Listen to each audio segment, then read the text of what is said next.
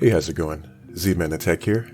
Thanks for tuning into Snowly Games. As always, I appreciate you very much. And today, we're taking a look at the Stratus XL for the PC and Android by SteelSeries, released on September 19th of 2016. And this also works with Oculus Rift, HTC Vive, and the Gear VR. And this is a controller with the robustness and flexibility and customization with solid build quality that also confirms at least 40 plus hours of play before you need to change out its AA batteries.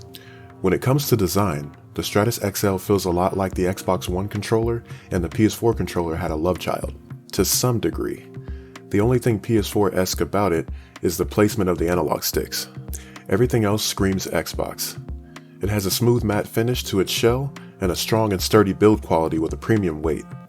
The buttons feel firmly secure with the membrane just right, and the trigger resistance is top notch.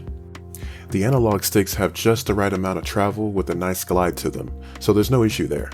Speaking of which, there is an app that is dedicated to customizing the dead zone threshold levels of the analog sticks and triggers. Whether you want the resistance to be slight or major, it's your world. There is also a profile system where you can make these changes on a per games basis. That way you won't have to set it in stone so that every game you play has to have those settings. This is especially helpful for racing games that support analog acceleration. As far as the D-pad, it's as responsive as it gets, though it's a little too firm for my taste, as it took a little more oomph for me to perform Hadokens in Street Fighter V, but it was serviceable. As for any other type of game that isn't so dependent on strict input commands like Crash Insane Trilogy, it felt wonderful running through the levels with it. It may loosen up over time, so I don't really have too much gripe with it feeling as firm as it does out of the box. The only caveats that come to mind are that out of the box the setup was a bit of a chore because you have to update the firmware via USB cable from the back of the controller, which is awkwardly placed under the battery cover.